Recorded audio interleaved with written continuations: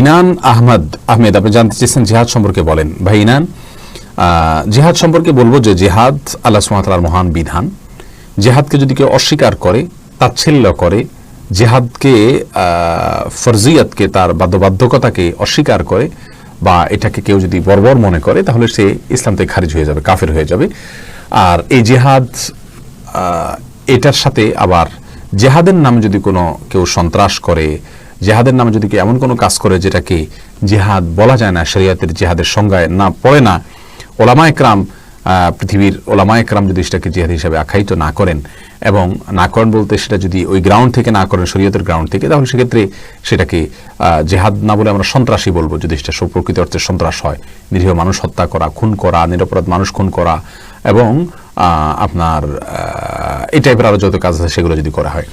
বাকি এর বাইরে মূলত জিহাদের বিধানকে অস্বীকার করার কোনো সুযোগ মুসলমানের নাই। জিহাদ কখনো কখনো ফরজে আইন হয়, কখনো কখনো ফরজে কেফায়া হয়। জিহাদের আলোচনা এবং জিহাদের স্পৃহা মানুষের ভিতরে থাকতে হবে। তবে মনে রাখা উচিত যে জিহাদ ফরজ হওয়া, বিশেষ করে ফরজে আম হওয়াটা, এটা অনেকগুলো বিষয়ের উপর নির্ভর করে। আমাদের দেশে প্রচলিত যে সমাজে আমরা আছি, এই সমাজে আমরা এই দেশের মধ্যে থেকে আমাদের জেহাদ করার স্কোপ নাই। এই জন্য যে এই সমাজের ভেতরে আমরা যারা অমুসলিম আছে তাদেরকে আমাদের সরকার থাকার অনুমোদন দিয়েছেন, তারা অনুমোদিত, তারা দেশের নাগরিক, তাদের জান মাল রক্ষা করা আমাদের জন্য কর্তব্য। নবী সাল্লাল্লাহু আলাইহি ওয়াসাল্লাম হাদিস থেকে সেটি বোঝা যায়। আর এর বাইরে এখানে আপনি কার সঙ্গে জিহাদে লিপ্ত হবেন? যদি কেউ মুসলমানের ভান ধরেন কিন্তু ভেতরে ভিতরে তিনি অমুসলিম বলে আপনার মনে হয়, তাহলে মুনাফিক, আর তার সাথেও আপনি জিহাদ করার কোনো সুযোগ নাই।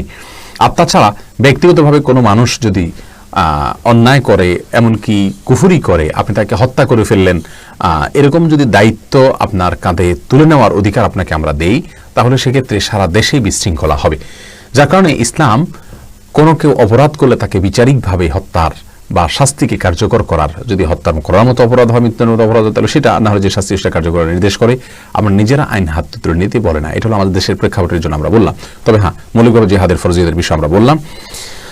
আল্লাহ তাআলা বুঝার তৌফিক দান করুন।